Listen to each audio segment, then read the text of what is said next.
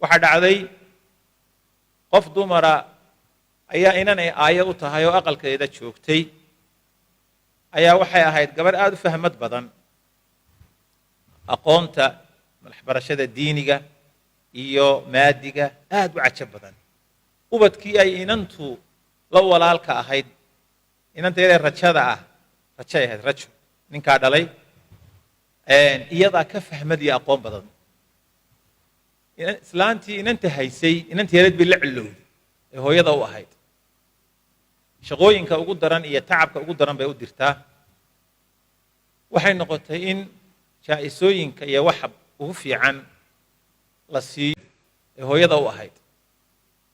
shaqooyinka ugu daran iyo tacabka ugu daran bay u dirtaa waxay noqotay in jaa'isooyinka iyo waxa ugu fiican la siiyo inantan waxbarashooyinka ay si fiican ugu baasto islaantii waxay la cilowday inantii dabeetana iyadaa ka sheekaynaysa anigu afkeeda iiga sheekaysay waxaan ku talagalay bay tiri talow sun ma siisaa mar waxaan isiri bay tiri ma gubtaa iyadoo huruda marba waxbaan ku fekeray bay tiri waxay tiri cishadii dambe waxaan isidhi si yaroo farsamaysan u gub oon la fahmin dabeetana waxay tidhi aqalkaanu ka shaqaynaynaa baan nidhi biyaynu karinaynaa baan nidhi biyaa dabki la saaray dabeetana waanu soo qaadnay aqalkaanu ku saydhsaydhaynaa waa intaan dee dawadan iyo waxaan lagu buufiyey malaha aada loo baran kaale bay tiri igula saydhsaydh aqalka markii ay dherigii ama shaygii biyuhu ku jireen ayaan wada qaadnay bay tiri la qaad ku idhi markii aan dhulka dhignay ayaan ku sii daayay bay tiri intaa dhudhumada ah iyo cagay ka gubatay gabadhii dabeetana si arrintu u saamayso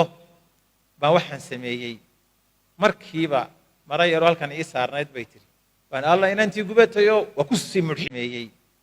markiiba mara yaroo halkan ii saarnayd bay tiri baan alla inantii gubatayo waa ku sii mudxiye bay tiri dabeetana markiiba adigu inantii aad bay labada cagood uga gubatay oo farihii baa soo yaro kogayoo dee anna waa ku talagalo waa mudxinayaa bay tiri dhakhtarkaa la geeyey gabadh inantii waa la dhayey mudday shiiftay adigu iska ladnaatay laakiin farihii way yaro kogeenoo saasay yaro noqdeen qalliin dambe hawle u baahdeen waxay tidhi inantii 6 bilood baa ka soo wareegtay maantii dambaan umulay dabeetana waxaa la dhigay reerkii neef alqashii baa la bislaynaya oo la karinaya 2 neef baa guriga lagu qalay adeegii iyo hablaha ka shaqaynaya aniguna waxaan kula jiraa shaqadan wax kala qabanaya waxay tidhi dheri halkanoo hilibkii ku bislaanayo iyo fuudkii sidaa u karaya unbaan jikada intaan galay bay tiri soo baxay siri intaan wax soo qaatay toobkii aan xidhnaa bay tiri meel u ka daloolay garan maaye meel unbaa dhegtii qabsatay dheriga saa un baan u jeestay bay tiri dherigii oo dhan baa saa igu yimi laga bilaabo gumaarka ilaa intaa waan bislaaday bay tiri 3 sannadood waxay u tiri kharashka igu baxay dabkayga jaga aan lahaa waan iibiyey 12 kun 3 sannadood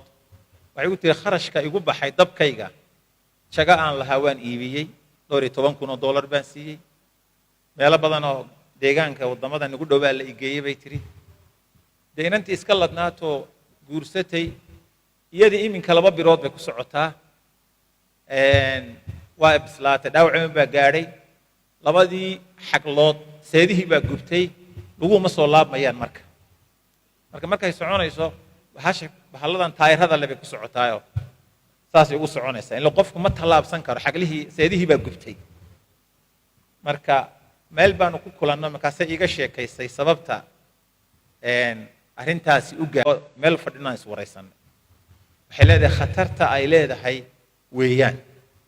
khatarta ay leedahay dulmiga ama uu leeyahay dadka la dulminayo wax fara badan saxaabada waqtigoodii waa garanaysaan qoftii dumar ahayd ee ninkii saciid ahaa ee 10kii jannada loogu bushaareeyey ka midka ahaa ee islaantu dhulka ay ku qabsatay ee ashtakayseeyay dhulkan anaa iska leh oo amiirulmu'miniinkii la isula tegey markaasuu wuxuu yidhi anigu rasuulka ilaahay anigoo ka maqlay qofkii taa ka dhula qaata cunaha loogu duubayaa maalinta aakhiro 7 dhul